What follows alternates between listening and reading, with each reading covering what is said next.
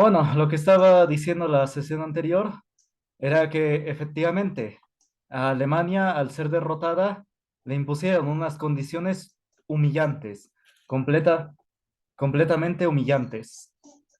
Dice acá, con la pérdida de la guerra y la caída del imperio alemán, precisamente Alemania rodó al abismo.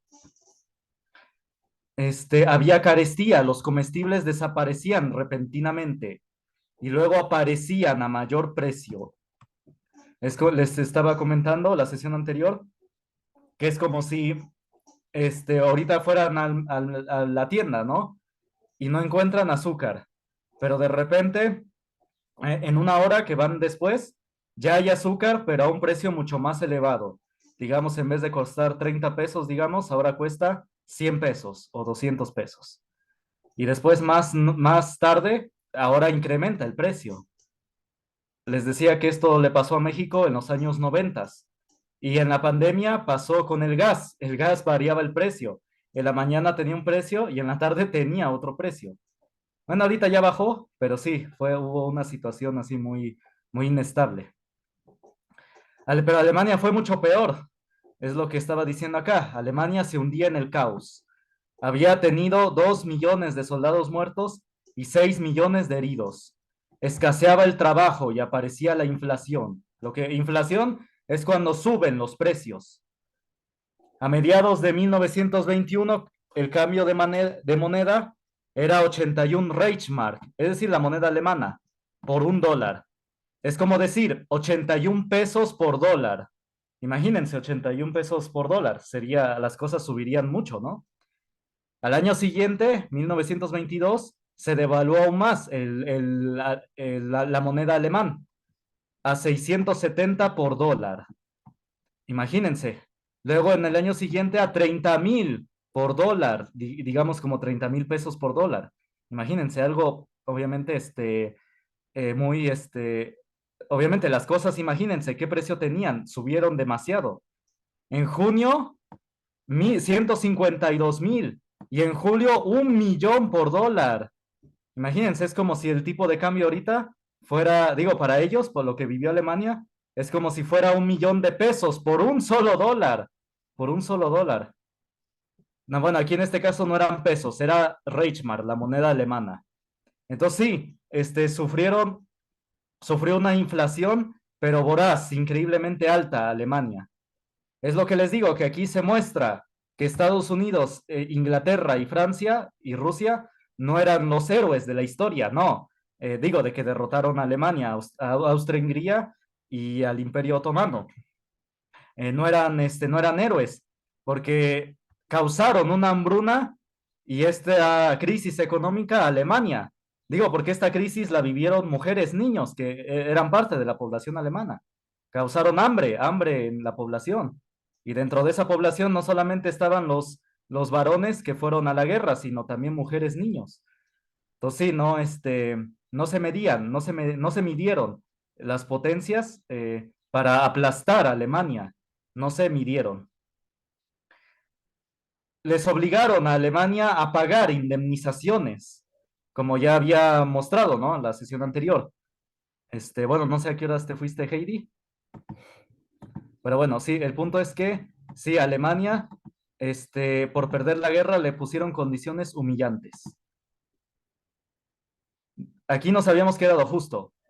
Algunas de las condiciones de paz dictadas por los aliados y aceptadas por el nuevo gobierno liberal eran las siguientes: ceder territorio en Oriente, Sur y Occidente, ceder sus colonias de África, Alemania tenía colonias en África, admitir inspecciones extranjeras, pagar a los aliados, es decir, a Inglaterra, Francia, y sí, también creo a Estados Unidos, o creo que Estados Unidos no, pero sí a Inglaterra y a Francia y a Rusia 132 billones de marcos oro en abonos durante 67 años, hasta terminar en 1988. Y súmenle esto a la deuda que estuvo pagando Alemania por reparaciones por la Segunda Guerra Mundial, que terminó de pagar creo que en el 2014, creo, 2015. No me acuerdo, apenas fue que terminó Alemania de pagar las indemnizaciones de guerra. La del 88 fue de la Primera Guerra Mundial y la de la Segunda Guerra Mundial fue hasta apenas, hace unos años, unos pocos años. Después sigue entregarle a Inglaterra todos sus mercantes de más de 1.000 toneladas y la mitad de los menores, así como la cuarta parte de su flota pesquera. Esto es humillación total, porque le obligaron a Alemania a pagar esta cantidad de dinero, pero a su vez le quitaron sus fuentes de trabajo, le quitaron su flota pesquera y sus mercantes. Bueno, sus mercantes de más de 1.000 toneladas. Imagínense, si alguien te obliga a pagar una deuda, por la razón que sea, pero a su vez te prohíbe trabajar o te quita tu fuente de trabajo, eso es obviamente aplastarte, es humillarte. Y yo les decía en la sesión anterior que dicen los historiadores que esto lo supo aprovechar Hitler, Adolfo Hitler, para ganar adeptos, para ganar simpatizantes para su partido, el Partido Nacional Socialista. Muchos dicen que Estados Unidos e Inglaterra y Francia fueron los responsables del surgimiento de Adolfo Hitler, porque como aplastaron a Alemania en la Primera Guerra Mundial, pues digo, con todas estas condiciones, Hitler lo supo aprovechar muy bien en su discurso y dicen que por eso pudo ascender. Les comentaba que Adolfo Hitler llegó al gobierno alemán, pero democráticamente, la gente lo votó. Llegó completamente por voto, por democracia. El 90% de la gente votó por Hitler, varias veces. Entonces, digo, actualmente el actual presidente ganó por 60% de los votos, pero Hitler había ganado por 90% de la gente que lo votó, es decir, la completa mayoría votó por él. Entonces dicen que su discurso y saber de su discurso de esto, de cómo habían humillado a Alemania, le sirvió demasiado para ganar todo ese apoyo. Esto sí lo estoy grabando, así. Después dice, construir anualmente 200.000 toneladas de barcos para entregarlos a los vencedores, hasta completar 1 millón de toneladas. Imagínense, ceder 5.000 locomotoras y 10.000 vagones. Es lo que les digo, les quitaron sus fuentes de trabajo. Por un lado los obligan a pagar, pero por otro lado les quitan la forma de generar ese dinero. Entonces, realmente fue una humillación que le hicieron a Alemania. El historiador Johannes Haller sigue diciendo, el autor, escribió que las condiciones de paz que se le impusieron a Alemania eran para impedir por siempre jamás su renacimiento. No había lugar para la menor esperanza. Pero bueno, pero Adolfo Hitler pudo, digo, quieran o no, pudo sacar a Alemania adelante. Bueno, ya después surgió la Segunda Guerra Mundial, donde otra vez Alemania fue aplastada, humillada. Pero sí, al menos durante un periodo, cuando estuvo Adolfo Hitler, Alemania fue próspera. Adolfo Hitler supo cómo sacar a Alemania de este agujero, de este gran agujero al que se había metido Alemania. Digo, ya les dije que la historia no es de héroes y villanos, ¿sí? La historia no es de buenos y malos. Ya lo había dicho la primera sesión, ¿no? Que no es que Inglaterra y Estados Unidos fueron los angelitos, los héroes. No, tenían intereses. Inglaterra y Francia querían territorio y Estados Unidos expandir su influencia política económica. Alemania también tenía intereses, también el Imperio Turco Otomano también. Entonces, la historia no es de héroes y villanos, es de intereses, ¿sí? Cada grupo, cada país o grupo tiene sus intereses. Bueno, ¿dudas hasta acá? Esto sí cópienlo. Esto sí cópienlo. Todo esto. ¿Copien?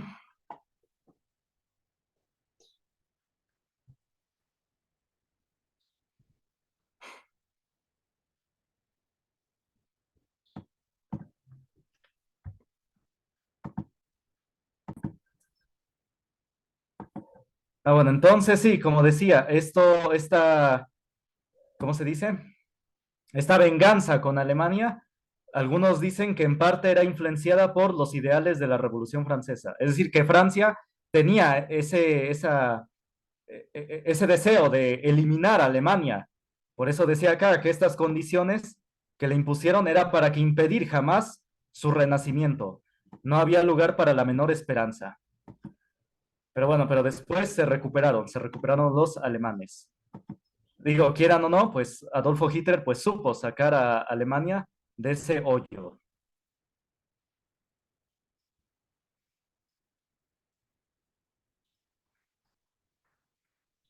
Ya después voy a hacer comentarios un poco cautos en eso porque les contaré que en cuanto a estos comentarios un poco alternativos sobre la Primera y la Segunda Guerra Mundial, a veces no son bien aceptados. Lo bueno es que vivimos en México.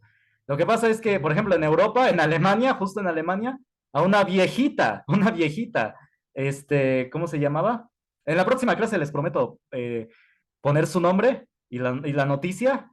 La arrestaron porque quería estudiar sobre la Segunda Guerra Mundial, estudiarla a fondo, qué fue lo que pasó en la Alemania nazi y sacar como que una versión un poco alternativa.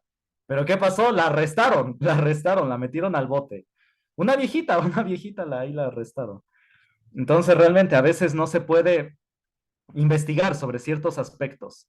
Bueno, en México quizás sí, pero en lo que es Europa y Estados Unidos, sí, hasta te persiguen legalmente. Ah, bueno, entonces sigamos. Seguimos con esta idea, ¿no? De las condiciones humillantes a Alemania. ¿Cómo surgió? ¿Quién las planeó? A ver, vamos a leer. Dice, en el terreno de las reparaciones de guerra que Alemania debía pagar a los aliados, el abogado norteamericano Owen D. Young desempeñaría un rol central en el diseño, la administración de las políticas aliadas. Entonces, este es un nombre fundamental, Owen D. Young. Fue como que uno de los diseñadores de estas reparaciones. Era parte de una familia muy, muy rica. Incluso uno de sus hermanos, uno de esta familia, los Young, fue científico, fue físico, y sus teorías fueron aceptadas muy fácilmente. Entonces, sí, eran toda una familia muy rica que aportó en muchas áreas, que estaban en el gobierno, en la ciencia, etcétera. Entonces, sí, las familias actualmente, o bueno, también antiguamente, no solamente trataban de empresas, sino que también incursionaban en política o en ciencia. Es un comentario adicional. Luego dice, cuando en el año 1923 Alemania demoró sus pagos de reparaciones a los aliados, particularmente las cuotas adeudadas a Francia, este país decidió invadir el Ruhr, corazón industrial alemán, para obligar a los germanos a pagar. Es lo que les acabo de decir. Francia tenía, el presidente de ese entonces y los que siguieron, tenían muy esos ideales de la Revolución Francesa, esos ideales extremistas de barrer con tu enemigo, de eliminarlo prácticamente. Creo que no eliminaron a toda la población alemana porque creo que, pues sí, se iban a levantar en contra de eso. Pero sí, Francia quería borrar completamente a Alemania. El resultado de ello fue generar una crisis económica, política y social sin precedentes en toda Alemania, que al poco tiempo desembocaría en el colapso general de su economía. Bueno, lo que acabamos de leer, nada más que este es otro libro. Su más notoria manifestación fue desatar el mayor proceso hiperinflacionario que conoce la historia. Es decir, jamás en la historia se ha visto una inflación como la que vivió Alemania, que rápidamente depreció el valor del marco alemán, el Reichsmark, lo acabamos de leer, de unas pocas unidades por dólar a más de 4 billones. Imagínense, aumentó más. En el libro anterior nos quedamos en 1 millón, ¿no? Ahí nos habíamos quedado. Pero este libro ya muestra que rebasó, quedó en los 4 billones. Esta cantidad de dinero. Imagínense, si fueran pesos, son efectivamente 4 billones de pesos por un solo dólar. Por un solo dólar. Imagínense, que cuál hubiera sido, que cuánto fue el costo de los alimentos, la canasta básica. Imagínense. Luego sigue diciendo, en el mes de noviembre de ese año, Francia acepta el nombramiento del banquero y luego vicepresidente estadounidense Charles G. Dawes como presidente de un comité de expertos de la Comisión Aliada de Reparaciones para diseñar y gestionar un plan de pago de las indemnizaciones de guerra por Alemania, a quien Owen Young asistió redactando en Londres sus principales pautas. Entonces también Young la asesoró a este señor Charles Dawes para diseñar el plan de los pagos de Alemania, las que preverían amortizaciones que se realizarían hasta el año 1929. Espérame, voy a bajar más. Ahí está. Así nace el conocido Plan Dawes, cuyas duras condiciones obligan a Alemania a hacer frente a fuertes pagos de deuda externa, reparaciones de guerra, que pauperizan al pueblo, es decir, que lo empobrecen, lo ponen en la miseria. Mecanismo este que preanuncia las duras y hoy por demás notorias recetas que impone el Fondo Monetario Internacional. Miren, estas imposiciones del pago de la deuda externa es lo que le imponen a los países actualmente, a países como México y toda América Latina. Este tipo de pagos de la deuda externa son los que le hicieron a Alemania, es un poco el parecido a lo que nos hacen a nosotros ahora. Porque el Fondo Monetario Internacional surgió después de la Segunda Guerra Mundial. Pero sí, se basaron en este tipo de políticas ya hechas después de la Primera Guerra Mundial. Entonces sí, por eso es muy importante ver este aspecto. A veces muchos se concentran solamente en la Segunda Guerra Mundial, pero deben de saber que de la Primera Guerra Mundial, muchas políticas se llevaron a cabo después de la Segunda Guerra Mundial. Es decir, las políticas llevadas a cabo en la Primera Guerra Mundial fueron las que se llevaron a cabo después de la Segunda Guerra Mundial. Estas políticas, por ejemplo, del pago de deuda externa, es lo que nos hacen a los países actualmente. Y este tipo de mecanismo surgió primero con Alemania. ¿Sí se entiende? Bueno, entonces sigue diciendo, aunque en el caso de Alemania de la post Primera Guerra Mundial, el condicionamiento sí, efectivamente, era mucho más fuerte debido al uso de la fuerza militar que hicieron los aliados para cobrar sus deudas. Bueno, ¿dudas, comentarios hasta acá?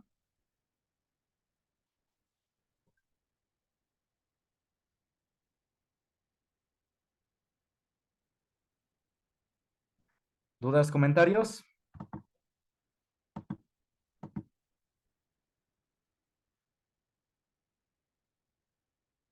Bueno, y terminamos antes de ver un video.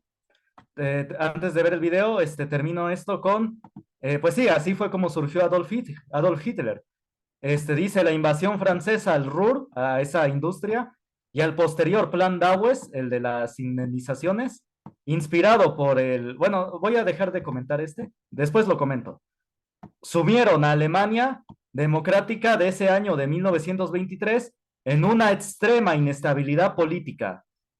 Fue dentro de este marco caótico instigado por los propios aliados, donde un pequeño grupo de nacionalistas intentó realizar el 9 de noviembre de ese año un fallido golpe de Estado en Múnich, Baviera, que la historia conoce como el Putsch de la cervecería, ya que el mismo se inició en la cervecería Hofbrauhaus de Múnich. Esta intentona fracasaría y su principal líder, Adolf Hitler, ahí fue donde surgió, sería encarcelado por algo más de un año en castigo por su actuación. Y he de mencionar que Adolf Hitler peleó en la Primera Guerra Mundial, fue soldado de la Primera Guerra Mundial. Luego sigue diciendo sobre intentona de golpe de Estado. Sin embargo, ello dio nacimiento a una meteórica carrera política que 10 años más tarde transformaría a Hitler en líder, Führer de su país. Ahí está, él supo aprovechar este tipo de humillación en su discurso, como había dicho. Bueno, sí, les voy a compartir este libro por si lo quieren leer. ¿Dudas, comentarios hasta acá? ¿Dudas, opiniones? ¿Algo que quieran aportar? ¿Algo que hayan visto o leído en otra parte?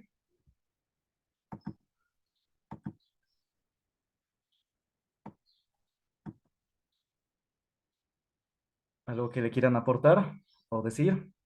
¿O dudas?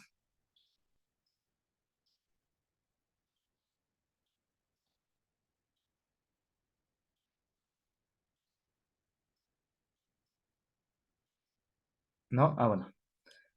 Entonces, vamos a ver un video sobre un poco comentando esto del final de la guerra.